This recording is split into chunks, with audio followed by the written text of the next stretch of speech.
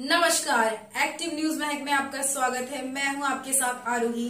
देखते हैं आज की नई ताजा खबरों में क्या है आपके लिए। आणि माणूस नाही जगला तर त्या विकासाची फळं ही फक्त उद्योगपती आणि त्यांचे कुटुंबीय आणि हे सत्ताधारी राजकारण करणारे नेते उपभोगणार आहेत, हे आपण लक्षात ठेवलं पाहिजे।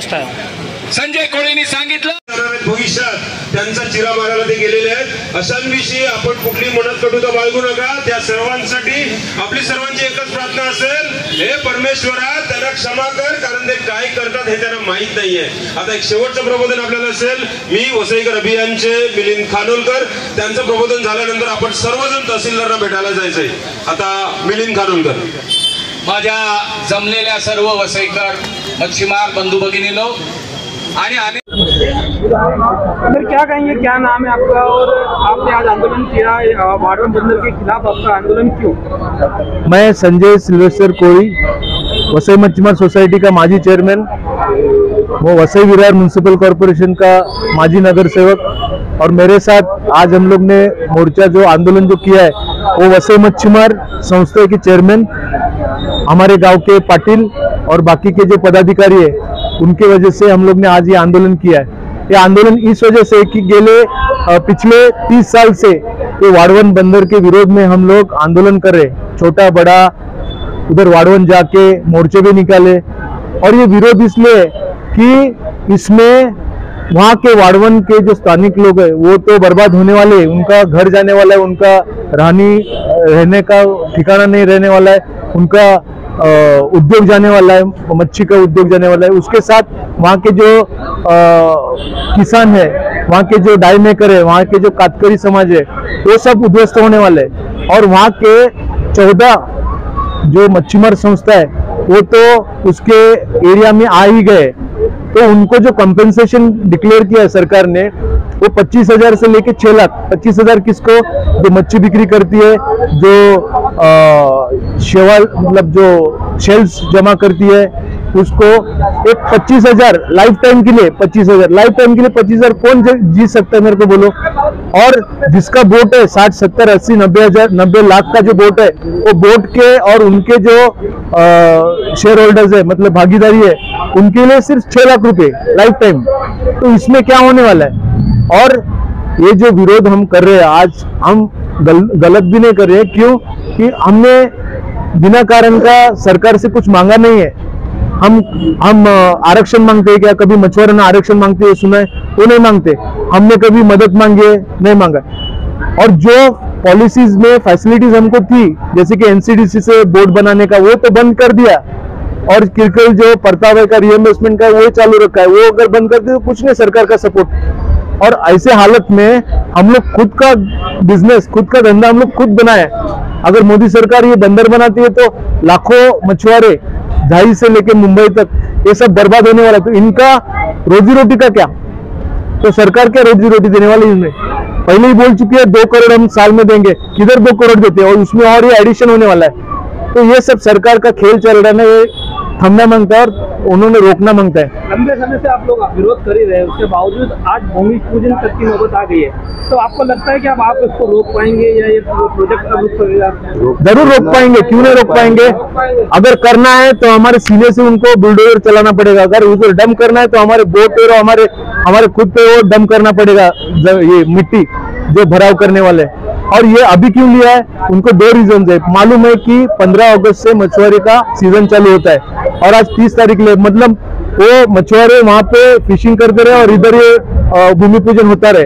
दूसरी बात कि यहाँ पर अभी जैसे कि इनका बेछूट इन लोग योजना दे रहे, और अभी विधानसभा का इलेक्शन है, और उस इलेक्शन के शुरुआत में अगर डिक्लेयर करते कि हमने बड़ा कुछ बंदर बना के किया है, तो वो उनको मालूम है, सरकार को, ये राज्य सरकार को मालूम है, शिंदे सर और फडणवीस सर और अजीत दादा को मालूम है कि हम लोग बिल्कुल चुन के आने वाले नहीं है।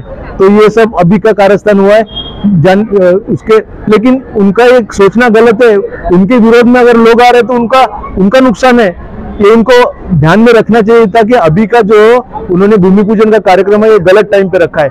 और ये उनको पता है कि ये होने नहीं देंगे। वहां से अभी हम लोग जन जागरण का काम जोर से शुरू करने वाले हैं और मछुआरों को, किसानों को, डाई मेकर, काटकरी समाज को, सबको जगाने वाले और एक बहुत बड़ा आंदोलन तैयार करेंगे। कौन कौन लोग आपके आंदोलन में शामिल हैं? अभी हम लोग देखो मछुआरे हैं यहाँ के लोकल, हम लोग आज हमको टाइम नहीं मिला, हमारी जैसे वोट आई तो उनको हम लोग ने कन्विंस किया, मतलब बताया कि आज हमको ये आंदोलन कर रहे, तो 2 दिन के अंतर में हम लोग ये लोकल लेवल पे किया। और जैसे कि हम लोग क्रॉफर्ड मार्केट का आंदोलन किए थे, सरकार ने हमको आयरोली में उधर खाड़ी में चिखल में हमको मार्केट बनाने को लगाया था।